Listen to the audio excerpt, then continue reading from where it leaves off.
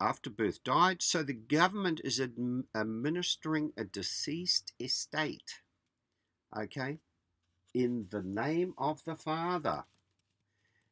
Okay, now if we claim our benefits under the name of that state, we then have to pay administration costs because they're doing all the work for us and raising, and boy, they do raise some money. I've seen how many billions is in my account. If you go onto SEC online, you'll find just how much is in there, and they are making a great amount. So if we want to get out, if you do want to get out, you need to correct the record. Well, there's several things you need to do. You'll need to correct the record, and you'll need to do this. And Jesus answering said unto them, render to Caesar the things that are Caesar's, and to God the things that are God's. Okay? Now, it took me many, many years to figure out what was Caesar and what were Caesar's. And then it hit me that those belong to Caesar. So we must send them back or surrender them. Render is just short for surrender. So we must surrender all the documents that belong to Caesar back to him to set ourselves free. Now, at the same time, we may decide to declare our title. Seeing we're not going to have a name, we may want to declare our royal styles and titles. And I think that would be a good thing. And we would also need to indemnify ourselves. So we would need an indemnity bond.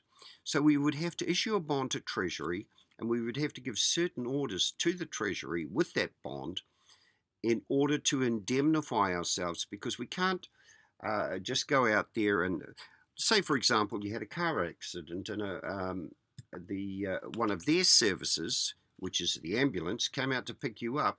How are you going to pay for that?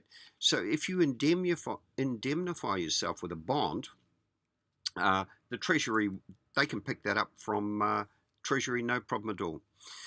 Okay, I guess some of you don't know what a bond is, so we better have a look. Now, in New Zealand, because I'm only doing this for New Zealand, but I know a lot of people watch it overseas, so you'll have to have a look at your own legislation and that. But bonds are used to secure the performance of various statutory obligations. Now, I want you to look at this bit here.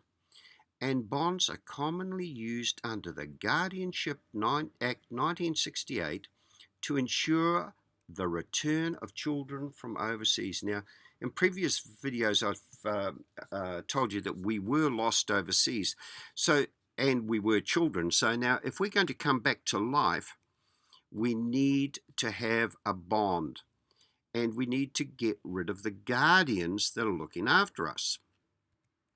Okay, this is the actual act here. This act may be cited as the Guardianship Act 1968, and it comes into force in 1970. Okay, Section 7, testamentary guardians. Now, I need to explain a little bit further what testamentary means. Normally, it is in line with your last will and testament, but you don't just need a last will and testament, because everything is done by your will.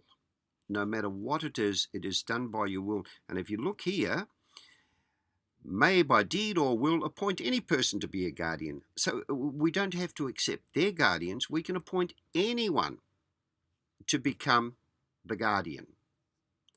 And I think that would be a good thing, because we could appoint people to do specific jobs for us, and once we've got our bond in place, they will be paid.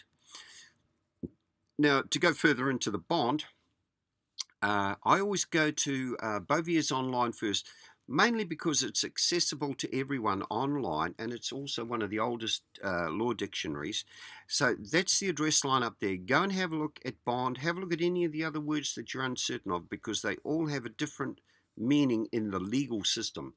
Lawfully, we can use whatever words we want, but if we want to enter into their system or give them directions, we need to use the correct terminology. Now, I'm not going to give you the wording for the orders and the instructions on the bond, you're going to have to look that up yourself.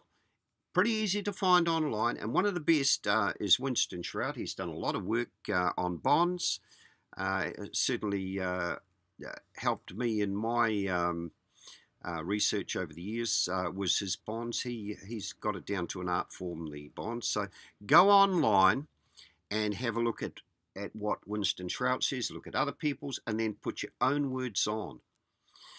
Now here's the key. The birth certificates, every birth certificate you order has a different number on the back. And the reason for that is that it is a share certificate. It is your share of the commonwealth. All the money from all of us slaves gets put into a common fund, and we all have a share of the commonwealth of the country.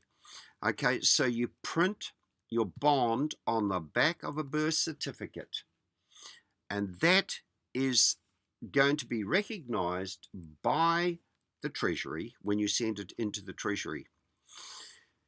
Okay, so now we've got to stay in the private, and that is the hard part, because staying in the private, you have to do all your own administration. You will get left alone after a while as soon as they know that you're in the private, or you tell them. But the two keys to it is that you must come in peace, and you must inform them that it is our will.